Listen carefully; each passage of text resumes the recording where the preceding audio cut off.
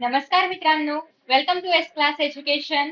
मित्रांनो, आज आपण पाहणार आहोत इयत्ता 10वी भूगोलातील सगळ्यात महत्त्वाचा पाठ, तो म्हणजे प्राकृतिक रचना व जलप्रणाली.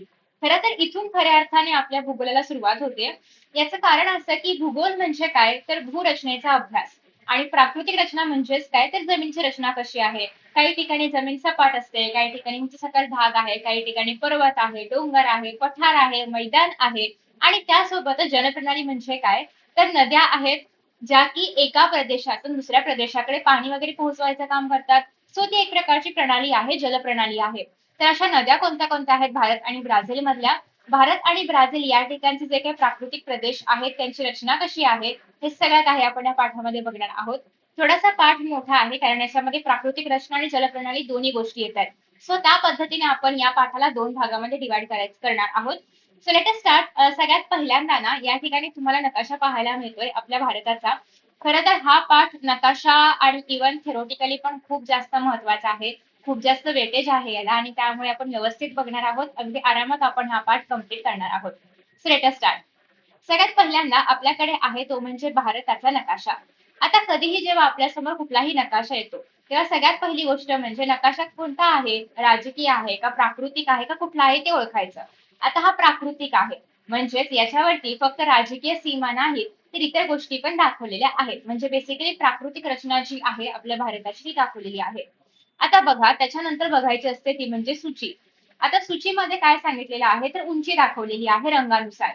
म्हणजेच आता या ठिकाणी पाहायचं म्हटलं तर जो एकदम गडद हिरवा रंग आहे हा वाला जो आहे याचा अर्थ काय तर याची उंची जी आहे तर ती समुद्र सपाटीच्या आसपास आहे किंवा त्यापेक्षा थोडीशी जास्त म्हणजे 150 मीटर पर्यंत आहे. ठीक आहे, मीटर कसं कळलं मला तर इथे दिलेलं आहे याच्यावरून.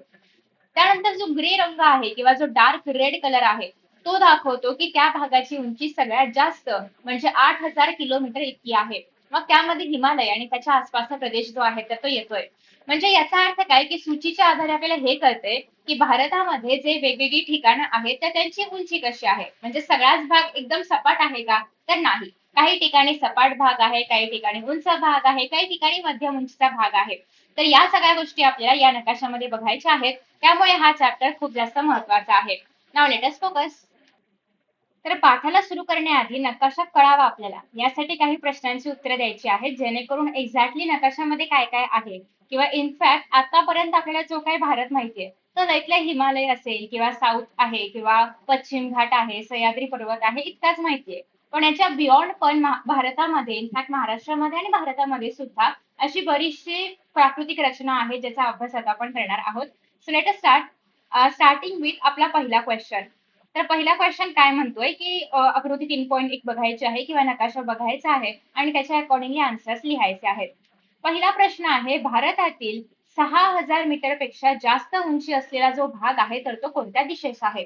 आता जर या ठिकाणी बघायचं म्हटलं तर 6,000 उंचीपेक्षा जास्त मोठा जो भाग आहे तो कुठल्या रंगाने दाखवलाय जो डार्क रेड कलर आहे आणि जो काय म्हणजे आपण राखाडी किंवा ग्रे कलर जो आहे त्याने दाखवलेला आहे.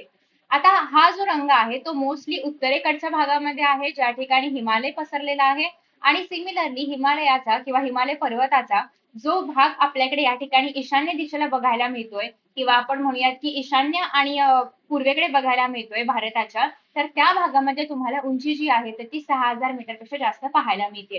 ठीक आहे, तर तुम्ही उत्तर आणि ईशान्य भाग घेऊ शकता भारतामधला याचं उत्तर. त्यानंतर पुढचा प्रश्न असा आहे की द्वीपकल्पावरील दक्षिण वाहिनी नदी शोधा आणि ती कोणत्या खोऱ्यामध्ये येते ते सांगा.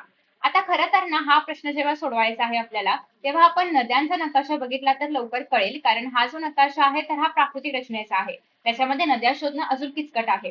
त्यापेक्षा बघा याच पाठामध्ये पान नंबर 21 वरती हा नकाशा आहे.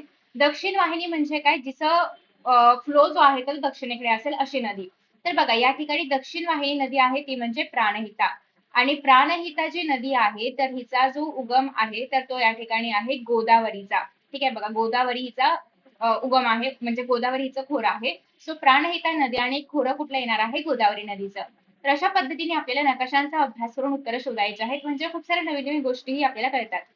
ओके, सो त्यानंतर नेक्स्ट आता आपण क्वेश्चन बघणार आहोत तो म्हणजे गडद हिरव्या रंगाने दाखवलेल्या उत्तरेकडील भूमीचा उतार कोणत्या दिशेने आहे. आता गडद हिरवा रंग म्हणजे काय समुद्र सपाटीपासून जास्त काही उंची नाहीये त्या भागाची तर तो भाग आता आपण बघणार आहोत उत्तरेकडील भूमीचा उतार कोणत्या दिशेने आहे? सो उत्तरेकडे ही जी काही भूमी आहे गडद हिरव्या रंगाची, तर बघा आता या ठिकाणी जर बघायचं म्हटलं तर ह्याचा उतार कुठे आहे बघायचं असेल तर पूर्वेकडे आहे. ठीक आहे, इकडे तर चढ आहे ना, म्हणजे इकडे बघा, इकडे कुठला कलर बनतोय, हा कलर बनतोय, म्हणजे त्याची उंची वाढत जाते. पण हे जर आपण पूर्वेकडे जायचं म्हटलं किंवा ईशान्य दिशेकडे वगैरे जायचं म्हटलं तर या ठिकाणी बघा हिचा उतार काय होतोय, कमी होत जातोय. सो या ठिकाणी तुम्हाला उत्तर मिळालेलं आहे ईशान्य किंवा पूर्व दिशेकडे. अरवली पर्वत ते छोटा नागपूर पठारादरम्यान आलेल्या पठारांची यादी करा. आता बघा, सगळ्यात पहिल्यांदा आपण फाइंड आउट करूया की अरवली कुठे आहे. तर या ठिकाणी तुम्हाला सेम कलर होतोय का, हा कलर घेऊयात आपण. तर या ठिकाणी तुम्हाला बघायला मिळतोय की अरवली पर्वत आहे आणि या ठिकाणी छोटा नागपूर पठार आहे.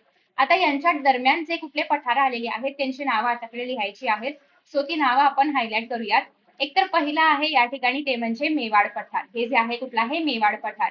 त्यानंतर येतंय ते म्हणजे माळव्याचे पठार. कुठलं येते, माळव्याचे पठार. त्यानंतर आहे बुंदेलखंड पठार आणि त्यानंतर आहे आपल्याकडे हे बाघेलखंड पठार. ठीक आहे, सो कोणते कोणते पठार येत आहेत? एक तर अरवली पर्वत, नंतर मेवाडचं पठार येत आहे, मग माळव्याचं पठार आहे, मग बुंदेलखंड पठार आहे आणि मग बागेलखंड पठार आहे. असे 4 पठार तुम्हाला बघायला मिळतात छोटा नागपूर आणि अरवलीच्या मध्ये. ठीक आहे, त्यानंतर पुढचा प्रश्न आपल्याकडे आहे तो म्हणजे पूर्व घाटातील शिखराचे नाव सांगा. आता बघा, हा जो नकाशा आपल्याकडे आहे या साईडला हा जो तुम्हाला घाट बघायला मिळतोय तो आहे पश्चिम घाट, ज्या ठिकाणी आपली सह्याद्री वगैरे आहे.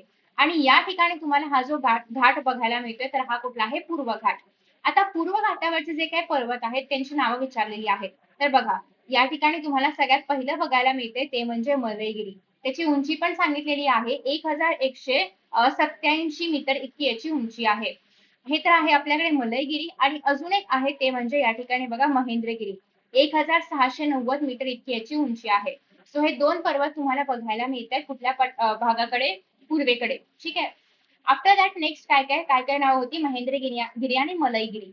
नेक्स्ट आहे ब्रह्मपुत्रेच्या सखल मैदानी प्रदेशाची सीमा कोणत्या पर्वतांनी भागांनी अंकित केलेली आहे, कोणत्या पर्वतीय भागांनी अंकित केलेली आहे? एक तर ब्रह्मपुत्रा जी आहे तर ती नदी तुम्हाला या ठिकाणी नेपाळ किंवा हिमालय पर्वत या ठिकाणी बघायला मिळेल. बघा, या ठिकाणी आहे ब्रह्मपुत्रा.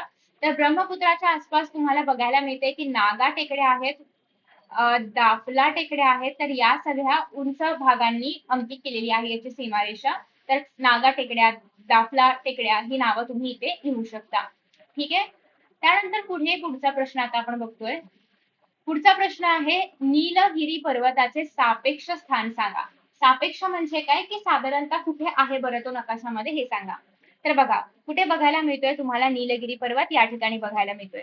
आता ह्याचं सापेक्ष स्थान कसं सांगायचं, तर बघा, नीलगिरी पर्वत जो आहे तर तो पश्चिम घाट आणि पूर्व घाट यांचं ज्या ठिकाणी विलगीकरण होतं, म्हणजे ज्या ठिकाणी सेपरेशन होतं त्या ठिकाणी बघायला मिळतो. सो जिथे आपण कसं म्हणणार की इकडचा घाट पूर्व आहे म्हणजे पश्चिम आहे, इकडचा घाट पूर्व घाट आहे, तर ज्या ठिकाणी तुम्हाला नीलगिरी बघायला मिळेल त्याच्या पूर्व पश्चिमेला जो घाट आहे त्यानुसार आपण ओळखतो की पूर्व घाट कुठला आहे आणि पश्चिम घाट कुठला आहे. ठीक आहे, सो निलयगिरी हा काय करतो, 2 पर्वतांच्या विलगीकरणाचं काम करतो. सॉरी, 2 घाटांच्या विलगीकरणाचं काम करतो. ठीक आहे, सो निलगिरी हा पर्वत विलगीकरण ज्या ठिकाणी होते पूर्व घाट आणि पश्चिम घाटाचं त्या ठिकाणी बघायला मिळतो. हे त्याचं सापेक्ष स्थान आहे. सह्याद्री पर्वताची उंची कोणत्या दिशेने वाढत जाते? आता जर आपण नकाशामध्ये बघायचं म्हटलं, कुठं बरं गेला आपला नकाशा, तर या ठिकाणी बघा हे पूर्ण जे आहे तर तुम्हाला इथे सह्याद्री पर्वत बघायला मिळतोय, सह्याद्री पर्वत बघायला मिळतोय हा वाला जो आहे तर तो. सो याची उंची बघा दक्षिणेकडे वाढत जाते, कारण उत्तरेकडे तर हिरवा भाग आहे. हिरवा भाग म्हणजे काही कमी उंची आहे. इथे बघा कलर स्कीम बघूयात आपण. हिरवा भाग म्हणजे काय, कमी उंची आहे आणि बाकीचे रंग म्हणजे कंपॅरेटिव्हली जास्त उंची आहे. तर बघा या ठिकाणी जे आहेत तर ते कलर हिरवे नाहीयेत, रेड आणि अशा प्रकारचे कलर आहेत. म्हणजे याचा अर्थ सह्याद्री पर्वताची उंची दक्षिणेकडे वाढत जाते. ठीक आहे, तर दक्षिण या ठिकाणी लक्षात ठेवायचंय. त्यानंतरचा प्रश्न आहे की विंध्य पर्वत हा कोणत्या नदी खोऱ्यांचा जलविभाजक आहे? जलविभाजक म्हणजे काय, तर फॉर एक्झाम्पल ही नदी आहे, याच्यामध्ये तो पर्वत आल्यामुळे किंवा एकतर असा येतोय किंवा याच्यामध्ये अशा पद्धतीने पर्वत येतोय किंवा कुठल्या तरी अशा पद्धतीने पर्वत येतोय ज्याच्यामुळे ते पाणी जे आहे तर ते विभागलं जातंय. सो बेसिकली तुम्ही जर आता इथे बघितलं तर हा आहे आपला विंध्य पर्वत. आणि विंध्य पर्वत जो आहे तर तो या ठिकाणी जी नर्मदा नदी आहे त्या नदीचं जलविभाजक आहे. सो तुम्हाला एक्झाम मध्ये हा क्वेश्चन विचारला जाऊ शकतो, इव्हन एमसीक्यूज मध्ये पण विचारला जाऊ शकतो की विंध्य पर्वत हा कोणत्या नदीचं जलविभाजक आहे किंवा कोणता पर्वत हा नर्मदा नदीचा जलविभाजक आहे? अशा प्रकारे दोन प्रकारे तुम्हाला हा क्वेश्चन विचारला जाऊ शकतो. ठीक आहे. त्यानंतर बघा नेक्स्ट. सो भारताबद्दल आपण बऱ्याचशा गोष्टी पाहिलेल्या आहेत. नेक्स्ट आता आपण जाऊयात ब्राझीलकडे. सेम क्वेश्चन आणि आन्सर्सच करायचे आहेत ब्राझीलचे पण जितक्या फास्ट आपण भारताचं करू शकलो त्यापेक्षा थोडंसं स्लो होईल ब्राझीलचे, कारण अजूनही आपल्याला ब्राझीलचा नकाशा तितकासा माहिती नाहीये. सो हे आपण थोडंसं स्लो घेऊयात ब्राझील बद्दल. आता सगळ्यात पहिल्यांदा तर ब्राझीलचा नकाशा अगेन तेच आधी आपल्याला आता हे बघायचं की ब्राझील प्राकृतिक आहे, मग सूची बघायची आहे. सूचीमध्ये पण सगळ्यात पहिल्यांदा तर या ठिकाणी समुद्र जो आहे त्याची उंची, अर्थात ते खाली खोलामध्ये असणार आहे त्याच्यामुळे मायनस मध्ये आहे त्याची उंची, जी की खाली काउंट करणार आहोत आपण. सो झिरोच्या वरतीचे जे काही भाग आहेत तर ते असणार आहे त्या ठिकाणी ग्रीन कलरचं, म्हणजे झिरोच्या वरची उंची. त्यानंतर आहे 500, त्यानंतर आहे 1000. ठीक आहे. आणि हे जर आपल्याला इकडची उंची किंवा खोली बघायची असेल बेसिकली समुद्राची, तर ती आहे -200 ते -2000 मीटर इतकी. ठीक आहे. त्यानंतर ना इथे अजून एक दाखवलेला आहे तो म्हणजे दलदलीचा प्रदेश, जो की इथे बघायला मिळतोय. दलदल म्हणजे बेसिकली ना या ठिकाणी पाणी आहे, जमीन आहे, आणि तुम्ही बघितलं असेल की शेवाळ वगैरे कसं असतं दलदल वगैरे, तर त्या प्रकारचा हा प्रदेश आहे. लेट अस स्टार्ट विथ पहिला क्वेश्चन. अमेझॉन नदी खोऱ्याच्या उंचीची कक्षा सांगा. तर तुम्हाला या ठिकाणी अमेझॉनचं नदीचं खोरं बघायला मिळतंय. एकदम डार्क ग्रीन कलर असल्यामुळे ना याची उंची साधारणतः 0 ते 200 मीटरच्या आसपासची असणार आहे. त्यानंतर पुढचा प्रश्न आहे, अमेझॉन खोऱ्याचे कोणत्या दोन उच्चभूमींच्या दरम्यान, अमेझॉनचे खोरे कोणत्या दोन उच्चभूमींच्या दरम्यान आहेत? तर बघा ब्राझीलमध्ये ना सगळ्यात महत्वाच्या अशा दोन उच्चभूमी आहेत. एक तर पहिली म्हणजे गियाना उच्चभूमी आणि दुसरी म्हणजे ब्राझील उच्चभूमी. सो या दोन उच्चभूमींच्या दरम्यान तुम्हाला अमेझॉन नदीचं खोरं बघायला मिळतंय. सो हा एक इम्पॉर्टंट पार्ट आहे. एक तर उच्चभूमी ना वैशिष्ट्य आहे. तुम्हाला भारतामध्ये असं उच्चभूमी वगैरे नाही बघायला मिळणार जे की ब्राझीलमध्ये बघायला मिळते. सो आपण असं म्हणू शकतो की ज्याप्रमाणे भारताचं वैशिष्ट्य हिमालय वगैरे आहे, त्याप्रमाणे आपण असं म्हणू शकतो की ब्राझीलचं वैशिष्ट्य आहे तिकडचं उच्चभूमी. अजून एक वैशिष्ट्य आहे ते आपण पुढे जाऊन बघूयातच. सध्या तरी उच्चभूमी एवढं आपण लक्षात ठेवू शकतो. उच्चभूमी म्हणजे बेसिकली काय, तर या ठिकाणी तुम्हाला बघायला मिळते की एक सपाट असा पूर्ण ग्रीन कलरचा हा भाग आहे, म्हणजे सपाट आहे असं म्हणूयात आपण, किंवा मैदानी मैदानी नाही म्हणता येणार, पण एक कमी उंचीचा भाग आहे. आणि त्यानंतर या ठिकाणी तुम्हाला स्पेसिफिकली बघायला मिळते की उंची वाढत चाललेली आहे. सो बेसिकली तो भाग जो आहे तो इथे आहे. त्यासोबतच कडेचा एक भाग आहे अजस्त्र कडा म्हणून वगैरे, तो पण आपण या पाठामध्ये डिटेलमध्ये पुढे बघणार आहोत. आता सध्या तरी आपण जितकं नकाशाच्या आधारे कळतंय तेवढं बघूयात. त्यानंतर पुढचा क्वेश्चन आहे, 500 ते 1000 मीटर उंची असलेल्या प्रदेशाचे निरीक्षण करा. 500 ते 1000 मध्ये काय काय येतंय बघा. 500 ते 1000 म्हणजे साधारणतः येल्लो कलरचा जो भाग आहे तो, म्हणजे इकडचा जो भाग आहे तर तो. तर या प्रदेशाचं निरीक्षण करा, आणि पिवळ्या रंगाने दाखवलेला हा जो भाग आहे तर तो काय दाखवतोय, तर ब्राझीलचा पठार आहे हा, बेसिकली विस्तीर्ण, आय मीन विखुरलेलं पठार आहे असं आपण म्हणू शकतो.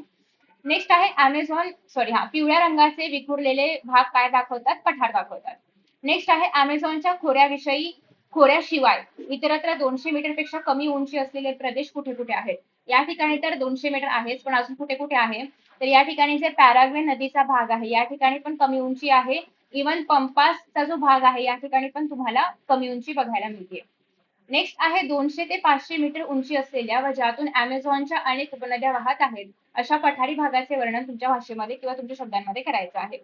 सो अमेझॉनच्या अनेक उपनद्या या ठिकाणाहून वाहत आहेत आणि ज्याची उंची 200 ते 500 आहे, म्हणजे साधारणतः एकतर हा जो भाग आहे हा खोऱ्याचा भाग आहे. या ठिकाणी तुम्हाला पठार टाईप बघायला मिळते, किंवा पठार म्हणण्यापेक्षा आपण असं म्हणूया की मैदानी भाग आहे, किंवा एक दुर्गम भाग तुम्हाला इथे बघायला मिळते खोऱ्याच्या बाहेर निघणारा, ज्या ठिकाणी हे झिंगू नदी किंवा इतर ज्या काही उपनद्यांचा भाग बघायला मिळतोय. तर अशा पद्धतीने एक वरचेवर आपल्याला नकाशा कळलेला आहे. हे पण कळलेलं आहे की एक्झॅक्टली नेमकं कुठले कुठले प्राकृतिक रचना आहेत भारत आणि ब्राझीलमध्ये. आता आपण त्यांच्याबद्दल डिटेल इन्फॉर्मेशन बघणार आहोत. So let us start with Bharat. So आता आपण सगळ्यात पहिला आणि आपण असं म्हणू शकतो की भारत आणि ब्राझील यांच्यामधला फक्त भारतामध्ये असणारा हा भाग आहे तो म्हणजे हिमालयाचा.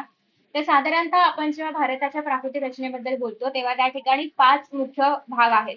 एक तर आहे हिमालय, उत्तर भारतीय मैदान, त्यानंतर आहे द्वीपकल्प, त्यानंतर आहे किनारपट्टीचा प्रदेश, आणि मग आहे द्वीपसमूह. तर त्यातल्या त्यात आता आपण हिमालय बघणार आहोत. सगळ्यांना माहितीच आहे की हिमालयाचा जो काही विस्तार आहे तर तो अशा पद्धतीने आहे. या ठिकाणी तुम्हाला बघायला मिळतो हिमालय. सिमिलरली इथे पण हिमालय आहे, पण तो आपल्या भारताचा भाग नाहीये, त्याच्यामुळे तो आपण इथे कव्हर नाही करणार आहोत. त्यानंतर या ठिकाणी सिक्कीमचा जो काही प्रदेश आहे, किंवा या ठिकाणी जो तुम्हाला ईशान्य भागात ज्या प्रदेश आहे, अरुणाचल प्रदेशच्या वरचा आसपासचा वगैरे भाग, तर या ठिकाणी पण तुम्हाला हिमालय जो आहे तर तो बघायला मिळतो. तर तो असा विखुरलेला आहे किंवा विस्तीर्ण असा हा भाग आहे. तर हिमालय हा अर्वाचीन वली पर्वत आहे. तजाकिस्तानमधील पामीरच्या पठारापासून हिमालय पूर्वेकडे पसरलेला आहे. सो तजाकिस्तान पासून पूर्वेकडे आपल्या भारताकडे पसरलेला आहे. आशिया खंडातील ही प्रमुख पर्वत प्रणाली आहे आणि भारतात जम्मू काश्मीर पासून अरुणाचल प्रदेशापर्यंत हिमालय जो आहे तर तो पसरलेला आहे. आता या ठिकाणी जर आपण बघायचं म्हटलं तर अगदी जम्मू काश्मीर म्हणजे या भागापासून ते या ठिकाणी अरुणाचल पर्यंत हिमालय पसरलेला आहे. तर अशा पद्धतीने याचा विस्तार आहे. त्यानंतर आशिया खंडातील ही सगळ्यात प्रमुख पर्वत प्रणाली आहे. कारण आपण जर बघायचं म्हटलं तर आशिया खंडामध्ये स्पेसिफिकली असे इतर कोणते देश नाहीयेत ज्या ठिकाणी हिमालय किंवा इतकी मोठी अशी पर्वत प्रणाली असेल किंवा वली पर्वत असा म्हणजे इतका मोठा असा वली पर्वत आहे असं कुठे अजून ठिकाणी नाही बघायला मिळणार आपल्याला. त्यानंतर नेक्स्ट आहे हिमालय ही एकच पर्वतरांग नसून हिमालयामध्ये अनेक समांतर पर्वतरांगांचा समावेश होतो. म्हणजे फक्त एक पर्वतरांग नाही, म्हणजे तुम्हाला असं नाही म्हणायचंय की हा पूर्ण जो भाग आहे किंवा इतकंचे विखुरलेलं किंवा काय म्हणत आपण विस्तीर्ण हा जो हिमालय आहे ही एकच पर्वतरांग आहे का, तर नाही. हिमालय हा ग्रुप आहे, म्हणजे काय म्हणत आपण एक समूह आहे खूप साऱ्या पर्वतरांगांचा. सो खूप साऱ्या पर्वतरांगा याच्यामध्ये येतात, एकापेक्षा बऱ्याच पर्वतरांगा याच्यामध्ये येतात. आणि त्यातल्या त्यात जर आपण दक्षिणेकडे बघायचं म्हटलं तर शिवालिक ही पर्वतरांग आहे जी की सगळ्यात दक्षिणेकडे बघायला मिळते. इव्हन नकाशामध्ये ना या सगळ्या गोष्टी आपल्याला बघायला मिळतात. तर या ठिकाणी बघा हिमालय अशा पद्धतीने लिहिलं आहे. या ठिकाणी तुम्हाला काराकोरम वगैरे बघायला मिळतंय. नंगा पर्वत आहे जो की सगळ्यात हायेस्ट पर्वत आहे. या ठिकाणी बघायला मिळतोय त्याच्यामध्ये. त्यानंतर नंदा देवी आहे, त्यासोबतच या ठिकाणी तुम्हाला कॉमेट बघायला मिळतंय. बेसिकली किंवा या ठिकाणी तुम्हाला कुमाऊ हिमालय बघायला मिळतोय. या ठिकाणी कांचनगंगा आहे. सो बेसिकली सगळे जे काही हिमालयामधले पार्ट्स आहेत किंवा डोंगर रांगा असतील, भाग असतील, मोठे मोठे पर्वत असतील, हे सगळे तुम्हाला नकाशामध्ये बघायला मिळतात. सगळ्यात महत्वाचं म्हणजे हे आहे की तुम्हाला एमसीक्यू मध्ये विचारलं जाऊ शकतं की हिमालयामधली सगळ्यात दक्षिणेकडची जी पर्वतरांग आहे तर ती कुठली आहे, तर ती शिवालिक आहे. आणि ही सगळ्यात नवीन पण आहे. अर्वाचीन म्हणजे नवीन. इथे पण आपण बघितलं की नवीन वली पर्वत आहे. नवीन म्हणजे काल परवाचा नाही, पण कंपॅरेटिव्हली इतर पर्वतरांगांपेक्षा हिमालय नवीन आहे. नेक्स्ट आहे शिवालिक पर्वतरांगेकडून उत्तरेकडे जाताना लघु हिमालय, बृहद हिमालय व हिमालया पलीकडील रांगा पण आपल्याला बघायला मिळतात. आणि या रांगा अर्वाचीन म्हणजे नवीन ते प्राचीन म्हणजे जुन्या या क्रमाने आढळतात.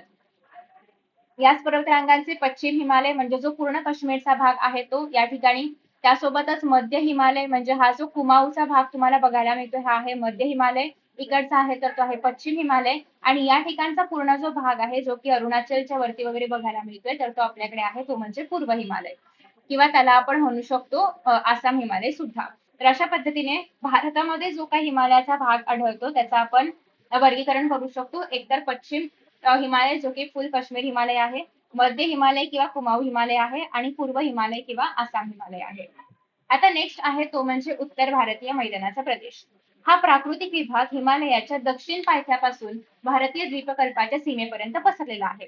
म्हणजे एक्झॅक्टली कुठला भाग, तर या ठिकाणी जर आपण नकाशामध्ये बघायचं म्हटलं तर हिमालयाच्या दक्षिणेपासून म्हणजे हा जो पूर्ण भाग आहे आणि द्वीपकल्पाचा म्हणजे हा जो इकडूनचा भाग आहे, तर यांच्या मधला हा जो काही भाग तुम्हाला इथे बघायला मिळतोय तर याला आपण असं म्हणू शकतो हे काय आहे, उत्तर भारतीय मैदानी प्रदेश आहे. या ठिकाणी तुम्हाला बघायला मिळते की उंची पण नाहीये या प्रदेशाची खूप जास्त. साधारणतः एकतर या ठिकाणी पूर्णच सपाट किंवा 200 मीटरच्या आसपास वगैरे आहे. या ठिकाणी त्यापेक्षा थोडंफार जास्त असेल. म्हणजे साधारणतः 200 मीटर 150 मीटर इतकीच या भागाची उंची आहे. म्हणजे हा कसा आहे मैदानी प्रदेश आहे. राईट. सो तो भाग तुम्हाला या ठिकाणी बघायला मिळतोय.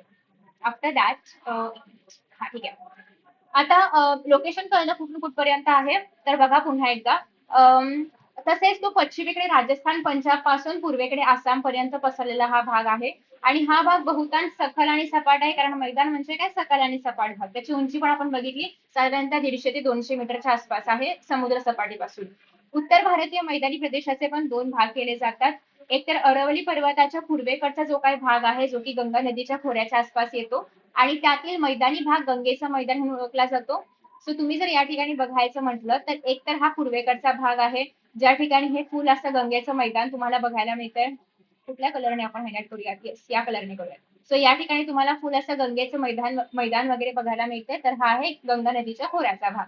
तर हा एक भाग आहे जो की उत्तर भारतीय मैदानी प्रदेशामध्येच मोडतोय. त्यानंतर नेक्स्ट आहे भारताच्या पश्चिम बंगाल राज्याचा बहुतांश भाग बांगलादेश मिळून गंगा ब्रह्मपुत्रा प्रणालीचा त्रिभुज प्रदेश या ठिकाणी तयार होतो.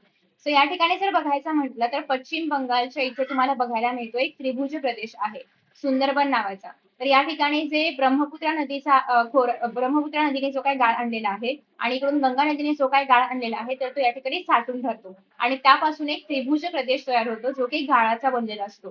तर सगळ्यात मोठा जो त्रिभुज प्रदेश आहे तर तो आहे सुंदरबन जे की पश्चिम बंगालमध्ये येतं. ठीक आहे. सो अगेन ही इन्फॉर्मेशन तुम्हाला एमसीक्यूज मध्ये वगैरे विचारली जाऊ शकते. तर हा हा जगातला सगळ्यात मोठा सुंदरबन आहे जो की तुम्हाला इथे पण बघायला मिळतोय. सो बेसिकली या ठिकाणी सगळ्या नद्या ज्या आहेत तर तो आपला गाळ घेऊन येतात. गाळ म्हणजे काय? आतापर्यंत नद्यांनी जी काही माती वाहून आणली असेल जे पण नद्यांनी वाहून आणलेल्या गोष्टी असतील त्याला आपण गाळ म्हणतोय.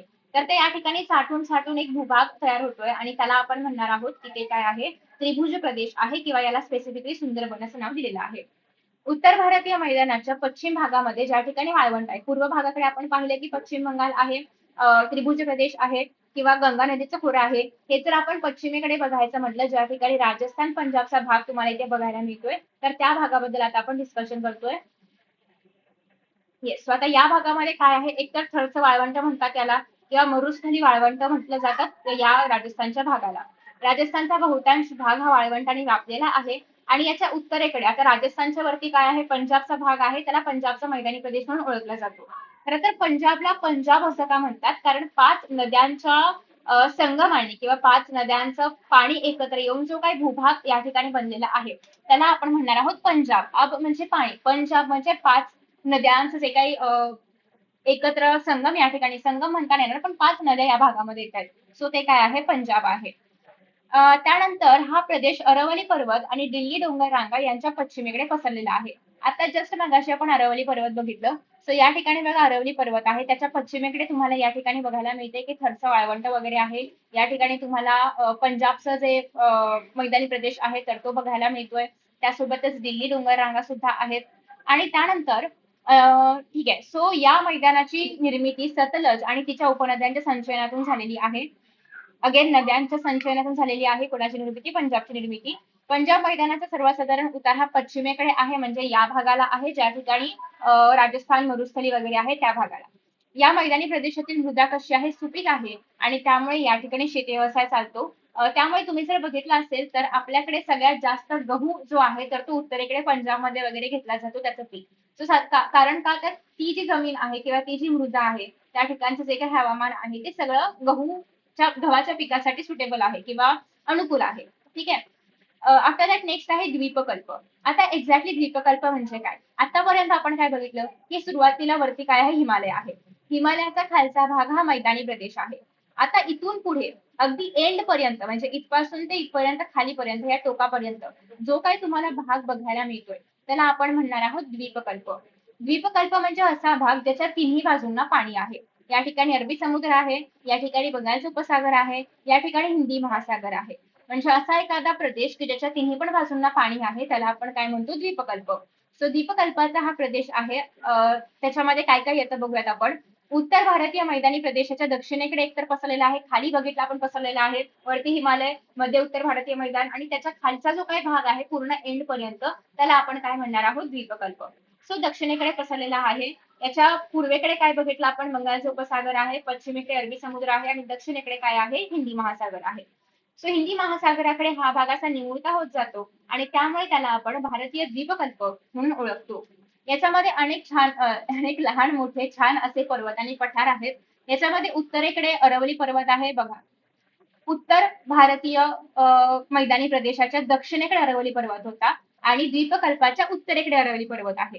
सो जसं जसं आपण प्राकृतिक रचना बदलू त्याप्रमाणे इतर गोष्टींचं जे सापेक्ष स्थान आहे ते सुद्धा बदलतंय. म्हणजे रिलेटिव्ह जे पोझिशन आहे तर ती सुद्धा बदलते. त्यानंतर नेक्स्ट असं आहे की या भागामध्ये सपाट मैदानी सीमांकित करणारी पठारांची शृंखला आहे. म्हणजे मैदानाच्या आसपास तुम्हाला पठारं बघायला मिळत आहेत, पठारांची सीमा बघायला मिळते किंवा पठारांनी तो भाग असा हायलाइट केलेला आहे असं बघायला मिळतंय. मध्य भागातील विंध्य सातपुडा पर्वत तर पश्चिम घाट आणि पूर्व घाट अशा प्रकारचे म्हणजे एक पर्वत प्रदेश किंवा पर्वतीय प्रदेश तुम्हाला इथे बघायला मिळतात. हे बघा या ठिकाणी तुम्हाला बघायला मिळते हा पूर्ण पश्चिम घाट आहे, हा पूर्ण पूर्व घाट आहे. त्यासोबतच या ठिकाणी सगळे हे पठार बिठार आहेत. सो बेसिकली सगळ्यात जास्त डायव्हर्सिटी जर तुम्हाला किंवा विविधता जर तुम्हाला कुठल्या भागामध्ये बघायला मिळत असेल तर तो आहे द्वीपकल्पाचा भाग. त्यानंतर या ठिकाणी काही प्रश्न विचारलेले आहेत की अरवली पर्वत कोणत्या दिशेला पसरलेला आहे. तर बघा या ठिकाणी तुम्हाला अरवली पर्वत बघायला मिळतोय आणि अरवली पर्वत हा जर वरचेवर बघायचा म्हटलं तर उत्तर दक्षिण पसरलेला आहे. ठीक आहे. आणि उपदिशा राहू दे, उत्तर दक्षिण घेऊ शकतो आपण. ठीक आहे. सो अरवली पर्वत हा असा पसरलेला आहे. त्यानंतर पुढे काय दिले बघा, अरवली पर्वत कोणत्या नद्यांचा जलविभाजक आहे. सो लेट सी की अरवलीच्या आसपास कोणत्या नद्या आहेत आणि तो कोणत्या नद्यांना डिवाइड करायचं काम करतोय. सो या ठिकाणी बघा साबरमती वगैरे नदी तुम्हाला बघायला मिळते ज्यांना डिवाइड करायचं काम करते. साबरमती आहे, बनास नदी आहे. ठीक आहे. सो या नद्यांना डिवाइड करायचं तो काम करतोय. सो तो जलविभाजक आहे या नद्यांचा. त्यानंतर त्यानंतर कुठे गेलं, अरवली पर्वताच्या पूर्वेकडील पठारांवरील पर्वतरांगांची नावे सांगा.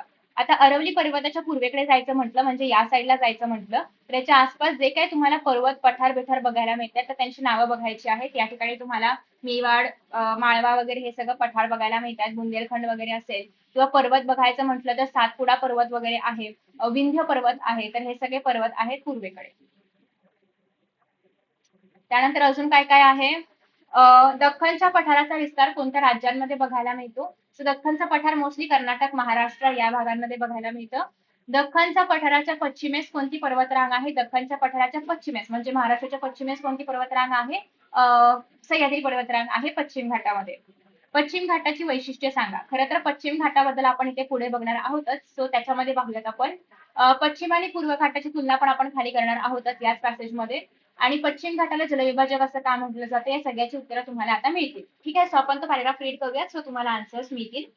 सो सगळ्यात पहिल्यांदा आहे तो म्हणजे किनारपट्टीचा प्रदेश. आताच आपण बघितलं की जो काही द्वीपकल्पाचा भाग आहे त्याच्या तिन्ही पण बाजूंना पाणी आहे. म्हणजे या ठिकाणी जर बघायचं म्हटलं तर भारताच्या पश्चिमेकडे अरबी समुद्र आहे, पूर्वेकडे बंगालचा उपसागर आहे, दक्षिणेकडे जर तुम्ही बघायचं म्हटलं तर काय आहे, हिंदी महासागर आहे. सो म्हणजे इतक्या मोठ्या प्रमाणामध्ये किनारपट्टी लाभलेली आहे भारताला.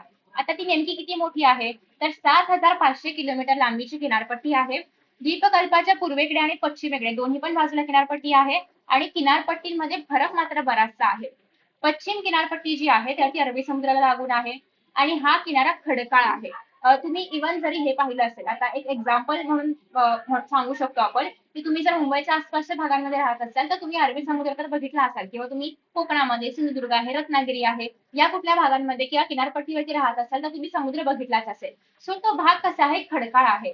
आणि पश्चिम घाट जो आहे आपण बघायचा म्हटलं तर तो खूप उंच आहे. सो त्या ठिकाणाहून ज्या काही नद्या वगैरे येतात, वरून डोंगरावरून ज्या काही नद्या वगैरे येतात त्या सगळ्यांचं पाणी जे आहे तर ते अरबी समुद्राकडे येऊन मिळतंय. सो ही जी किनारपट्टी आहे याची रुंदी पण कशी आहे, कमी आहे. आणि डोंगरावरून आता आपण म्हणतोय की पश्चिम घाट खूप उंच आणि खूप मोठा आहे, त्यामुळे त्या घाटावरून जेव्हा नद्या येत आहेत तेव्हा अर्थात त्या फास्ट असणार आहेत, म्हणजे त्यांच्या पाण्याचा प्रवाह खूप जास्त असणार आहे. आता एखादी नदीचा प्रवाह जास्त असेल तर ती लहान नदी असणार आहे, मोठी नदी नसणार आहे. मोठी नदी म्हणजे खूप गाळ, खूप गाळ म्हणजे कमी वेग. ठीक आहे. लहान नदी म्हणजे कमी गाळ, कमी गाळ म्हणजे जास्त वेग आणि जास्त उंचावरून येणारी नदी आहे. ठीक आहे. सो नेहमी उंचावरून येणाऱ्या नद्या लहान असतात किंवा किंवा त्यांची रुंदी कमी असते असं आपण म्हणू शकतो. आणि त्यामुळे या नद्यांच्या मुखाशी खाड्या तयार होतात. आपण काय बघितलं, पश्चिम बंगालच्या पुढे काय तयार झालेला आहे, त्रिभुज प्रदेश. का? कारण नद्यांचा गाळ खूप मोठ्या प्रमाणामध्ये येतोय. ते कुठे आहे, पूर्व घाटामध्ये आहे. पश्चिम घाटामध्ये आपण काय बघतोय, एक तर लहान नद्या आहेत, नद्यांची रुंदी कमी असल्यामुळे किंवा वेग जास्त असल्यामुळे, डोंगरावरून येत असल्यामुळे खूप गाळ घेऊन येणं शक्य नाहीये. त्यामुळे त्यांच्या मुखाशी त्रिभुज प्रदेश बनते का नाही, ते गाळापासून बनतात आणि हे लोक गाळच नाही आणत आहेत, म्हणजे त्रिभुज प्रदेश तर नाही बनणार. मग यांच्या मुखाशी काय बनतायत, खाड्या बनतायत. ठीक आहे. त्रिभुज प्रदेश आढळत नाही. का आढळत नाही त्याचं हे रिझन आहे. आता पूर्व किनारा जो आहे, ज्या ठिकाणी तुम्हाला बंगालचा उपसागर वगैरे बघायला मिळतोय, तर या ठिकाणी ज्या नद्या आहेत तर त्यांचा ते गाळ घेऊन येतात आणि ते गाळ जो आहे तो या ठिकाणी साठला जातोय. सो तुम्हाला या ठिकाणी अनेक ज्या पूर्ववाहिन्या नद्या आहेत म्हणजे पूर्वेकडे वाहणाऱ्या नद्या, बंगालच्या उपसागराला जाऊन मिळणाऱ्या नद्या, तर त्या बघायला मिळतात. दूरवरून येणाऱ्या अनेक नद्या पूर्व घाटावर आल्या की त्यांचा वेग जो आहे तर तो मंद होतो. का? कारण या ठिकाणी मोठे मोठे डोंगरच नाहीयेत. सो कुठून पडणार त्या खाली, जमिनीवरूनच जाणार. आणि जर जमिनीवरूनच जायचं असेल तर इनफॅक्ट उंची नसल्यामुळे त्यांचा वेग पण कमी असणार. वेग कमी असणार म्हणजे रुंदी आपोआप मोठी होते, म्हणजे गाळ येणार त्याच्यामध्ये. गाळ आला की गाळ घेऊन जाऊन ते काय करणार, त्रिभुज प्रदेश बनवणार. राईट. आफ्टर दॅट नेक्स्ट आहे ओके. सो त्यामुळे त्यांनी वाहून जे काय आणलेला गाळ आहे त्याचं संचयन होतं, कलेक्ट होतो तो गाळ आणि त्या ठिकाणी किनारपट्टीचा प्रदेश जो आहे तर तो तयार होतो.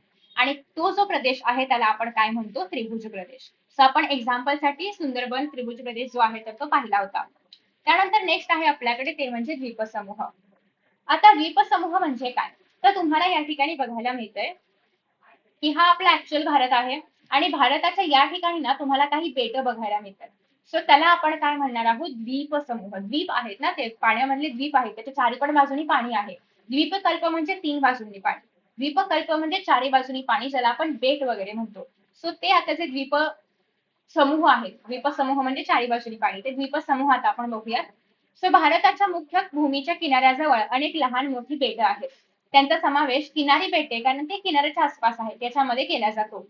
आता अरबी समुद्रामध्ये आणि बंगालच्या उपसागरामध्ये पण मोठे द्वीपसमूह बघायला मिळतात. अरबी समुद्रामध्ये जे द्वीपसमूह आहे त्याला आपण काय म्हणणार आहोत, लक्षद्वीप. आणि बंगालच्या उपसागरामध्ये जे द्वीपसमूह आहे त्याला आपण म्हणतो अंदमान निकोबारचा द्वीपसमूह. ठीक आहे. सो अंदमान निकोबार कुठे आहे, बंगालच्या उपसागरामध्ये, आणि लक्षद्वीप कुठे आहे, अरबी समुद्रामध्ये. सो अशा प्रकारचे अनेक लहान मोठे द्वीपसमूह तुम्हाला बघायला मिळतात. आणि बहुतांशी लक्षद्वीप बेटे ही प्रवाळाची कंकणद्वीप बेटे आहेत. त्यांचा आकार लहान आहे, त्यांची उंची पण कशी आहे, कमी आहे. हे जर आपण अंदमान निकोबार समूहातील बेटे बघायचं म्हटलं तर हे ज्वालामुखी होऊन त्याचा जो काही लाव्हारस वगैरे असतो तो बाहेर पडून त्याच्यापासून तयार झालेली ही बेटे आहेत. आणि त्याच्यामुळे अर्थात लाव्हारस असा इतकुसा नाही पडणार, तो स्प्रेड होऊन पडतो. त्याच्यामुळे कंपॅरेटिव्हली लक्षद्वीप बेटांपेक्षा ही जी बेटं आहेत तर ही जास्त मोठी आहेत. त्यांचा विस्तार जास्त आहे, त्यांच्यामध्ये उंच डोंगर आहेत, कारण ज्वालामुखीमुळे तयार झाले, सो ते डोंगर विंगर असणारच आहे. सो या समूहातील बॅरन बेटावर भारतातील एकमेव जागृत ज्वालामुखी आहे. जागृत म्हणजे काय, ज्याच्यामधून सतत लावारस बाहेर पडत असतो त्याला आपण जागृत ज्वालामुखी म्हणतो. निकोबार समूहातील काही बेटे हे कंकण द्वीप स्वरूपाची आहेत. सो या ठिकाणी पुन्हा एकदा जर बघायचं म्हटलं तर तुम्हाला बघायला मिळते की ही बेटं अगदीच लहान आहेत लक्षद्वीपवाली, आणि कंपॅरेटिव्हली ही बेटं बघा थोडीफार विजिबल तरी आहेत, म्हणजे मोठी तरी आहेत. आणि या ठिकाणी तुम्हाला बॅरन बेट बघायला मिळते, ज्याच्यामध्ये जागृत ज्वालामुखी आहे भारतामधली. पोर्ट ब्लेअर जे की राजधानी आहे अंदमान निकोबारची, ती तुम्हाला इथे बघायला मिळते. इंदिरा पॉइंट जो की भारतातला सगळ्यात दक्षिणेकडचा पॉइंट आहे, जो की आपण सेकंड पाठामध्ये बघितलेलाच आहे, आणि एक्झाम मध्ये याच्यावरती खूप सारे क्वेश्चन्स पण विचारले जातात. सो अशा पद्धतीने आजच्या व्हिडिओमध्ये आपण भारतामधल्या ज्या काही प्राकृतिक रचना आहेत तर त्या बघितलेल्या आहेत. ब्राझील मधल्या प्राकृतिक रचना आपण पाहणार आहोत पुढच्या व्हिडिओमध्ये. सो हे सगळे व्हिडिओ सिरीज मध्ये असतील, आणि आतापर्यंत आपण काय काय बघितलेलं आहे ते एकदा आपण थोडक्यात रिवाइज करूयात. एक तर आपण स्टार्ट केलं होतं भारताच्या नकाशापासून आणि त्याच्यामध्ये कुठले कुठले प्राकृतिक रचना आहेत त्यापासून. त्यानंतर आपण भारतामधल्या ज्या 5 प्रमुख प्राकृतिक रचना आहेत, हिमालय येतं, उत्तर भारतीय मैदानी प्रदेश आहे, त्यासोबतच द्वीपकल्पाचा भाग आहे, किनारपट्टीचा भाग आहे, आणि द्वीपसमूह आहे. तर या 5 प्राकृतिक रचनांचा आपण अभ्यास केला. सगळ्यात पहिल्यांदा आपण बघितलं की हिमालयाचा विस्तार आहे कझाकिस्तान पासून आसाम अरुणाचल प्रदेश पर्यंत. त्यानंतर आपण पाहिलं की उत्तर भारतीय मैदानी प्रदेश जो की हिमालयाच्या दक्षिणेपासून चालू होतो आणि द्वीपकल्पाच्या उत्तरेकडचा भाग आहे. त्या ठिकाणी पंजाब, राजस्थान वगैरे येतं, आणि मग इथपासून ते आसाम पर्यंत हा भाग विस्तीर्ण आहे. त्यानंतर आपण पाहिलं द्वीपकल्पाचा भाग आहे, ज्यामध्ये पूर्ण उत्तर भारतीय मैदानी प्रदेशाच्या दक्षिणेपासून ते अगदी एंड टोकापर्यंत जो काही भाग आहे तो सगळा द्वीपकल्पामध्ये येतो. द्वीपकल्पामध्ये पूर्व घाट, पश्चिम घाट आहे, आणि खूप डायव्हर्सिटी बघायला मिळते आपल्याला. त्यानंतर किनारपट्टीचा भाग येतो. भारताच्या पूर्वेकडे बंगालचा उपसागर आहे, पश्चिमेकडे अरबी समुद्र आहे, दक्षिणेकडे जो आहे तो हिंदी महासागर आहे. सो कमाल असा 7,500 किलोमीटर लांबीचा समुद्र किनारा भारताला लाभलेला आहे. मग त्याच्यामध्ये पण आपण बघितलं की जे पश्चिम भाग आहे, ज्या ठिकाणी अरबी समुद्र बघायला मिळतं, त्या ठिकाणी पश्चिम घाट असल्यामुळे किंवा सह्याद्रीच्या पर्वतरांगा असल्यामुळे, खूप मोठे मोठे पर्वत असल्यामुळे ज्या नद्या आहेत तर त्या कमी रुंदीच्या आहेत, खूप उंचावरून वाहत असल्यामुळे गाळ वगैरे नाही याच्यामध्ये. आणि याच्या मुखाशी त्रिभुज प्रदेश नाही आढळत, तर काय आढळतं, खडकाळ भाग आढळतो किंवा खाड्या तयार होतात असं आपण म्हणू शकतो. हे जर आपण पूर्वेकडे बघायचं म्हटलं, ज्या ठिकाणी बंगालचा उपसागर वगैरे आहे, जमिनीचा उतार जो आहे तो जास्त असल्यामुळे नद्यांची रुंदी जास्त आहे, वेग कमी आहे, गाळ वाहून आणला जातो, आणि म्हणून त्यांच्या मुखाशी त्रिभुज प्रदेश जो आहे तर तो आढळतो. त्यानंतर नेक्स्ट आपण बघितला द्वीपसमूह. बंगालच्या उपसागरामध्ये आपल्याला अंदमान आणि निकोबारचे द्वीपसमूह बघायला मिळतात. आणि हे जर आपण बघायचं म्हटलं तर अरबी समुद्रामध्ये लक्षद्वीपाचे जे द्वीपसमूह आहेत तर ते बघायला मिळतात, त्यांचा विस्तार कमी आहे, उंची पण कमी आहे. पण अंदमान निकोबार मधल्याचा विस्तार जास्त आहे, कारण ज्वालामुखीमुळे तयार झालेले आहेत. आणि त्या ठिकाणी तुम्हाला अजून एक महत्वाचं बेट बॅरन बेट बघायला मिळतं, जे की जागृत ज्वालामुखी आहे भारतामधली एकमेव. तर दिस वॉज ऑल अबाउट आपला आजचा चॅप्टर. हाच एक रिकॅप होता. एवढं जरी लक्षात ठेवलं तरी पण तुम्हाला एक काय म्हणू आपण एक माइंड मॅप तयार होतो या पूर्ण चॅप्टर बद्दल. 2 मिनिटात आपण पूर्ण समरी कव्हर केलेली आहे. तर हे होतं भारताबद्दल. नेक्स्ट व्हिडिओमध्ये आपण ब्राझील बघणार आहोत आणि त्यानंतर मग आपण जलप्रणाली ज्या आहेत तर त्या भारत आणि ब्राझीलच्या बघणार आहोत. सो आय होप की तुम्हाला हा व्हिडिओ आवडला असेल. व्हिडिओ आवडला असेल तर नेक्स्ट व्हिडिओ बनवायचा की नाही हे नक्की सांगा. किती स्टार्स मिळते त्या व्हिडिओला ते पण सांगा. लाईक तर तुम्ही केलं असेलच आणि शेअर केला नसेल तर तो सुद्धा करा.